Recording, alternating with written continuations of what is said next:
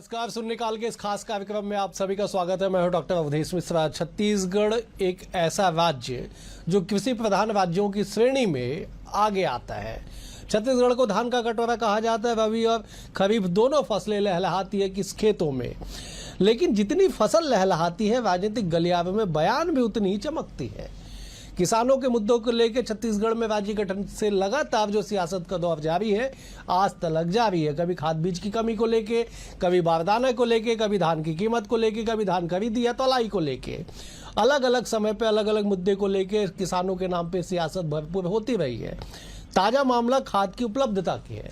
वैश्विक संकट की वजह से सरकार दावा कर रही है कि खाद में कमी हो सकती है, लेकिन किसानों को वैकल्पिक व्यवस्था की ओर आगे बढ़ना चाहिए।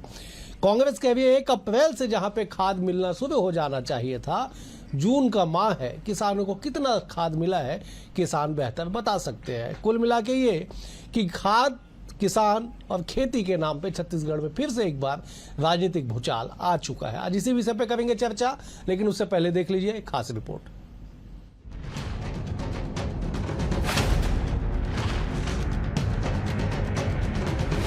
कृषि प्रधान प्रदेश में खाद की कमी ने किसानों के माथे पर चिंता की लकीर खींच दी है। प्रदेश में छोटे किसान खाद की पर्याप्त उपलब्धता नहीं होने से परेशान हैं। वैश्विक संकट के बीच मानसून से पहले खाद की उपलब्धता सरकार के लिए चुनौती बनी है। सरकार इधर दावे कर रही है कि प्रदेश में खाद की कोई कमी नहीं है, लेकिन दूसरी ओर किसान संगठन और विपक्ष आरोप लगा रहे हैं कि सहकारी समितियों में डीएपी की भारी कमी है और छोटे किसानों को खाद वितरण से वंचित किया जा रहा है, जिसे लेकर खूब सियासत हो रही है। छत्तीसगढ़ में खाद संकट पर सियासत, खाद की उपलब्धता सरकार के लिए चुनौती, किसानों की समस्या पर विपक्ष का हल्ला बोल। सरकार किसानों की आय कम करना चाहती है, बोली कांग्रेस। प्रदेश में खाद की पर्याप्त व्यवस्था है, बीजेपी। वैकल्पिक खाद कम दामों पर उपलब्ध है, सीएम साय। खरीफ सीजन में 48.63 लाख हेक्टेयर क्षेत्र में बोनी का लक्ष्य। अब तक 10.28 लाख मीट्रिक टन खाद हो चुका है वितरित। हर साल खरीफ फसल के लिए लगभग 14 से 15.5 लाख मीट्रिक टन खाद की आवश्यकता। यूरिया 80% और डीएपी 60% उपलब्ध कराएगी सरकार। शेष नैनो डीएपी और वैकल्पिक उर्वरक से होगी आपूर्ति। खरीफ सीजन आते ही किसानों की नजर सोसाइटी पर बनी रहती है। सोसाइटी से किसानों को खाद सरकारी दाम में उपलब्ध हो जाता है, जिससे किसानों को महंगे दामों पर खाद नहीं खरीदना पड़ता। चूँकि वैश्विक परिस्थितियां और पश्चिम एशिया में जारी तनाव के चलते संकट बना हुआ है। इस समस्या को लेकर सीएम साय का बयान भी सामने आया। उन्होंने कहा डीएपी की कमी हो सकती है, लेकिन नैनो डीएपी को विकल्प के रूप में उपयोग किया जा सकता है। खाद की भी समस्या नहीं है, विशेषकर डीएपी की थोड़ी कमी रहेगी और इसके लिए कहा गया है कि उसके विकल्प के रूप में हम लोग के पास है एनपीके है, एसएसपी है, नैनो यूरिया, नैनो डीएपी है। और जहां तक नैनो डीएपी और यूरिया की बात है, ये डीएपी से भी कम इसमें लागत आता है। सरकार के दावे और खाद की उपलब्धता में जमीनी स्तर पर तस्वीर अलग दिखाई दे रही है। किसान संगठनों का आरोप है कि सहकारी समितियों में डीएपी वितरण के दौरान 1 एकड़ से कम भूमि वाले किसानों को प्राथमिकता सूची से बाहर रखा जा रहा है। वहीं विपक्ष से पूर्व मंत्री शिव डहरिया ने सरकार पर आरोप लगाया और कहा कि सरकार किसानों की आय को खत्म करना चाहती है। इसमें कृषि मंत्री रामविचार नेताम ने विपक्ष पर निशाना साधा और पलटवार में कहा खाद्य संकट को लेकर अनावश्यक माहौल बनाया जा रहा है। किसी की पात्रता 10 बोरी खाद की बनती है, तो मुझे बता दीजिए वो 3 बार आकर धान अपना हर बार सोसाइटी में 3 बार जाके अलग अलग समय में वो खाद ले पाएगा। निश्चित रूप से ये जानबूझकर किसानों की जो आमदनी है उसको ख़त्म करने का और धान नहीं खरीदने का एक आसान तरीका सरकार ने किया है।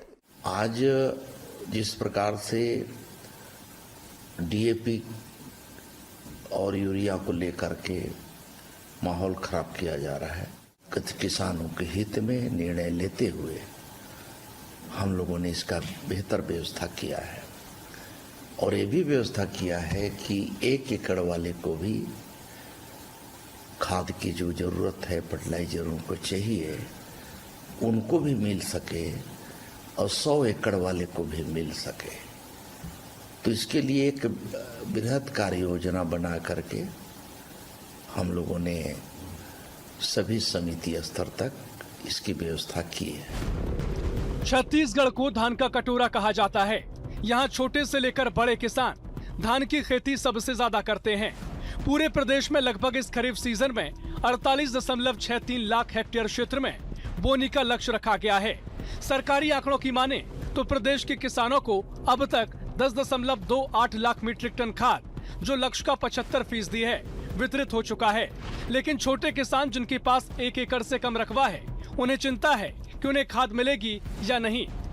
BSTV के लिए रायपुर से अविनाश चंद्र वंशी की रिपोर्ट। रिपोर्ट को देख के आप समझ गए होंगे कि आखिरकार क्यों खाद को लेके सियासी बोल तेज है, सरकारी दावे अपनी जगह और विपक्ष के आरोप अपनी जगह। चलिए सीधे चर्चा की शुरुआत करेंगे। फिलहाल 2 वरिष्ठ मेहमान हमारे साथ मौजूद है। मेहमानों का परिचय आपसे करा देता हूँ। बीजेपी की ओर से शिवनारायण पांडे जी है, वरिष्ठ नेता है, प्रवक्ता। शिवनारायण जी, बहुत स्वागत है आपका। कांग्रेस की ओर से धनंजय सिंह ठाकुर जी है, वरिष्ठ नेता है, वरिष्ठ प्रवक्ता। धनंजय जी, आपका भी स्वागत है। धनंजय जी, जरा बताइएगा, मंत्री रामविचार नेताम कह रहे हैं कि 1 एकड़ से कम वाले रकबा वाले किसानों को भी खाद की उपलब्धता कराई जाएगी और 100 एकड़ वाले को भी किसानों को एक नजर से व्यवस्था देखेगी। फिर सियासत क्यों, जरा बताइए। देखिए, मुझे लगता है कि रामविचार नेताम जी खुद कंफ्यूज हैं। आज जो जिस खाद को उपलब्ध कराने की बात कर रहे हैं, दावा कर रहे हैं, आज से कुछ दिन पहले का अगर रामविचार नेताम जी का आप बयान सुनेंगे, उन्होंने साफ साफ कहा कि खाद का संकट है, किसानों को किसी और विकल्प के लिए वो तैयारी कर रहे हैं और जैविक खाद की ओर भी किसानों को जाना चाहिए, इस प्रकार से बयान वो देते हैं। यही तो है मंत्री इस विभाग के। और आज कह रहे हैं कि 1 एकड़ से भी कम है उनको 100 एकड़ वालों को भी देंगे। देंगे मतलब दिए क्यों नहीं? यहाँ तो सवाल उठ रहे हैं ना, दिए क्यों नहीं? देंगे का मतलब क्या है भाई? 1 अप्रैल से किसानों को खाद मिलना शुरू हो जाता है, क्योंकि धान की बुआई की तैयारी जब किसान शुरू करते हैं तो सबसे पहले खाद का इंतजाम करते हैं, बीज का इंतजाम करते हैं। उसके बाद मानसून आने पर वो हल वल चलाकर उसमें बुआई करते हैं। जिनको रोपा लगाना हो तो रोपा लगाते हैं। पर ये सरकार में एक आदत सी बन चुकी है। पिछले साल भी हमने देखा कि खाद के लिए किसानों को तरसाया गया और अंतिम क्षण तक किसान परेशान रहे हैं। और इस बार भी वही स्थिति है। क्यों किसानों को तरसारी? इसका मुख्य कारण ये है कि जो 3100 रुपये क्विंटल के दर पे इनको जो धान की खरीदी करनी है प्रति एकड़ 21 क्विंटल, तो किसानों का अगर उत्पादन प्रभावित होगा खाद नहीं देने से, तो सरकार के पास ये जवाब रहेगा कि आप जितना पैदा किए उतना खरीदे हैं। इसी साल का आप धान खरीदी का रिकॉर्ड निकाल लीजिए ना, अधिकांश किसानों से 15-16 एकड़ प्रति क्विंटल धान की खरीदी की गई है। तो ये पूरा षड्यंत्र रचा गया है। ठीक है, श्रीनारायण जी, मैं आपसे जवाब लूंगा, लेकिन उससे पहले पारसनाथ जी हमारे साथ मौजूद है। किसान नेता है, खुद पेशे से किसान है और बड़े मेहनतकश किसान है। पारसनाथ जी, क्या वास्तविक स्थिति है खाद को लेके? आप सबसे बेहतर बता सकते हैं, क्योंकि आप न केवल किसान बल्कि किसानों के बीच में रहने वाले वो शख्स है जो किसानों की आवाज समय समय पे उठाते हैं। जरा बताइए, वास्तविक स्थिति खाद को लेके क्या है? वास्तविक स्थिति है कि देश में पर्याप्त खाद नहीं है और सुदूर इलाकों में तो 10% पहुंचा है।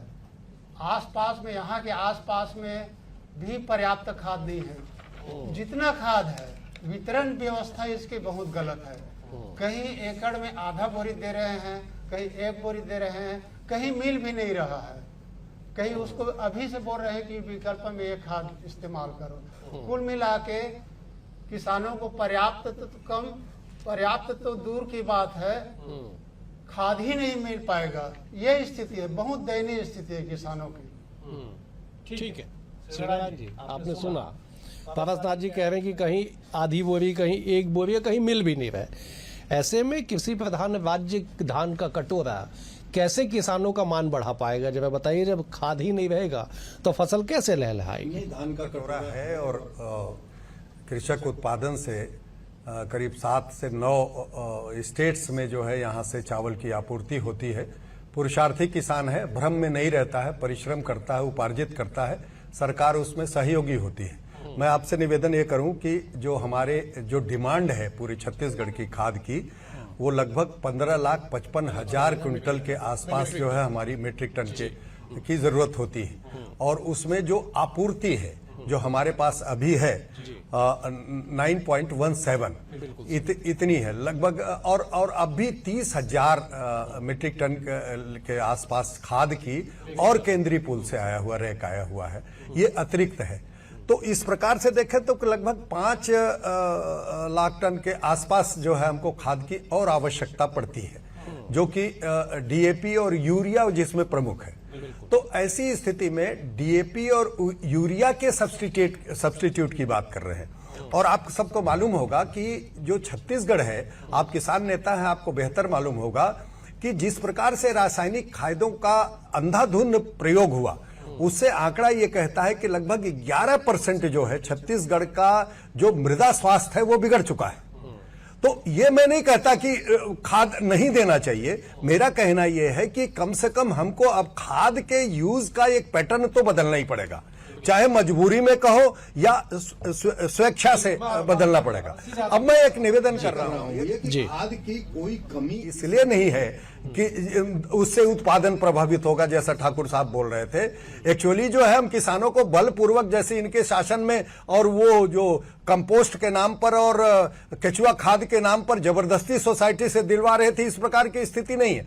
अब स्थिति ये है कि कुल मिला के जो यूरिया, जो नैनो यूरिया है, नैनो डीएपी है, उसकी पर्याप्त मात्रा में यहाँ लगभग 4,21,400 के कुंटल के आसपास जो है और उपलब्धता उसकी है। और इसके अलावा लगभग 3.12 के आसपास जो है डीएपी का जो है। और आपको बड़ी मजेदार बातें बता दूं कि टेक्नोलॉजिकल जो चेंज हो रहा है वो ये है कि इससे मृदा का स्वास्थ्य भी नहीं बिगड़ेगा, और जो आपूर्ति है, जिन तत्वों की आपूर्ति होती है नाइट्रोजन और बाकी चीजों की, वो मिल सकेगा।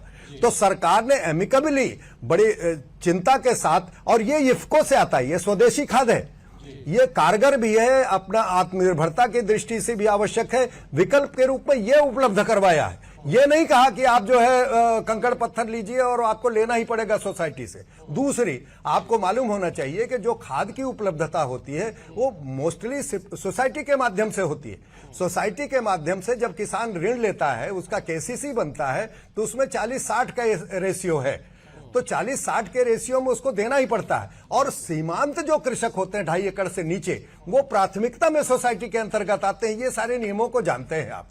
तो अभी इस प्रकार की कोई बहुत ही स्कैरसिटी नहीं है, और सरकार उसके लिए बिल्कुल तत्परता के साथ लगी हुई है। और अभी विकल्प के रूप में नैनो यूरिया और नैनो डीएपी जो उपलब्ध करवा रहे हैं। चलिए, मैं एक बार धनंजय जी आपके पास आऊंगा, लेकिन एक बार पारसनाथ जी के पास जाता है। पारसनाथ जी, बड़ी गंभीर चिंता है शिवनारायण जी को कि सॉइल टेस्ट, मतलब मिट्टी की जो स्वास्थ्य है, 11% की गिरावट आई है। किसानों के स्वास्थ्य में बताइए ना कितना गिरावट आया है, और क्यों उत्पादन प्रभावित नहीं होगा डीएपी नहीं मिलने से, और आप लोग नैनो डीएपी की तरफ क्यों नहीं जाते, जरा बताइए।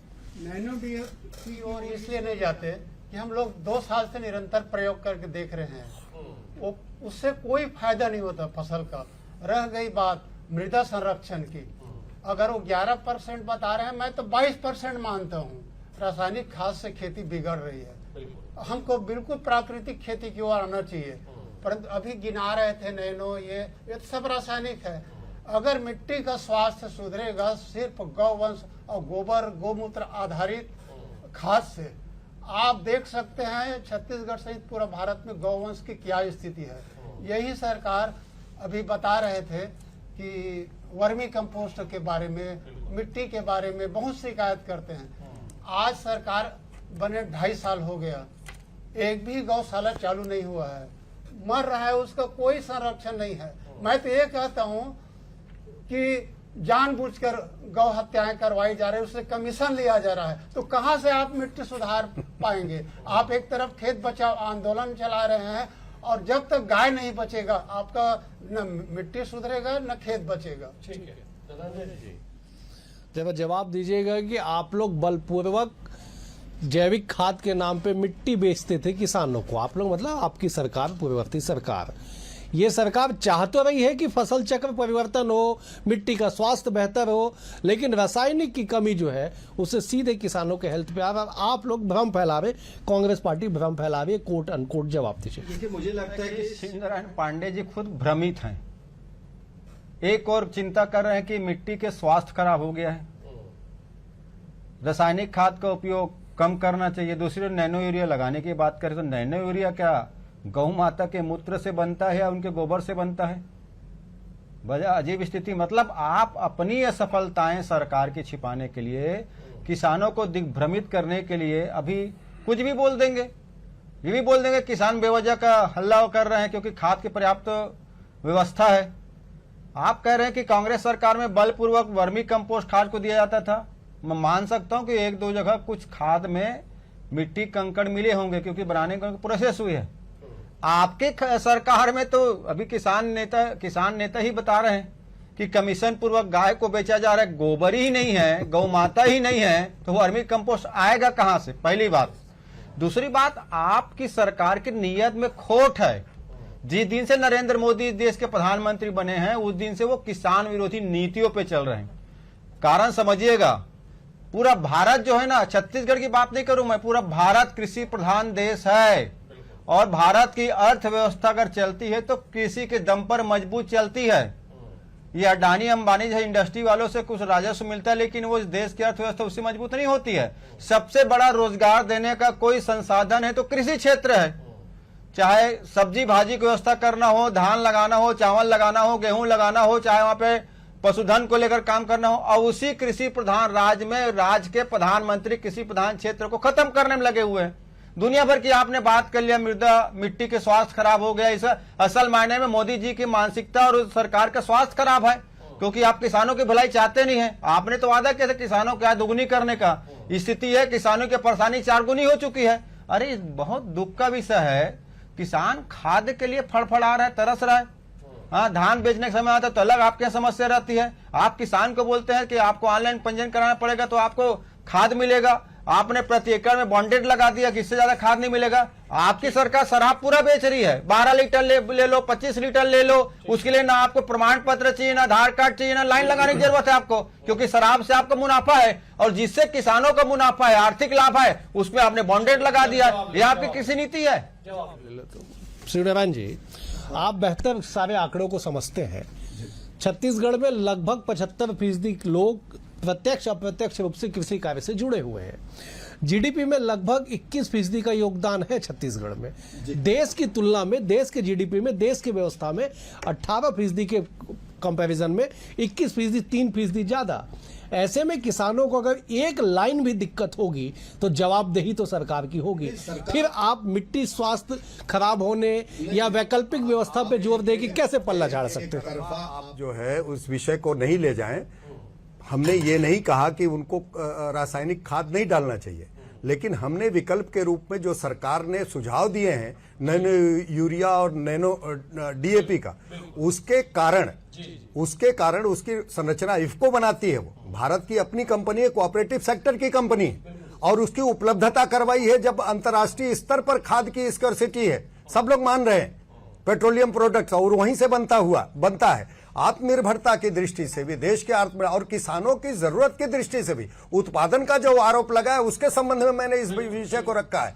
दूसरी चीज ये है, ये शराब बिक रही है। शराब तो बेचे ना 3000 करोड़ के। आज जो है 6वां जो है प्रारूप प्रस्तुत हुआ है जिसमें पता चला है पूर्व मुख्यमंत्री के 110 करोड़ रुपए का गोवा में वो रिसॉर्ट खरीदा गया। वो छोड़िए, मैं सीधे नहीं आप आरोप लगा रहे हो, नहीं आप आरोप लगाए हो तो मैं उसका रिब्यूटल कर रहा हूं। आप रिब्यूटल चार्जशीट है, धनंजय जी एक मिनट, ठीक है धनंजय जी, ठीक है एक मिनट ठीक है एक मिनट धनंजय जी एक मिनट धनंजय जी जवाब तो आने दीजिए धनंजय जी।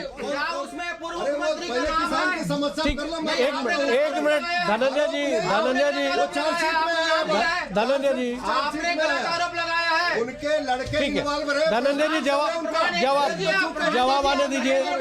ठीक है एक मिनट धनंजय जी धनंजय जी, धनंजय जी, ठीक है, धनंजय जी, धनंजय जी, ठीक है, एक मिनट, शिवनारायण जी, ठीक है, और किसान के लिए खाद में फाउंडेशन, ठीक है, किसान फाउंडेशन एक क्विंटल कौन होता है विश्वास जी?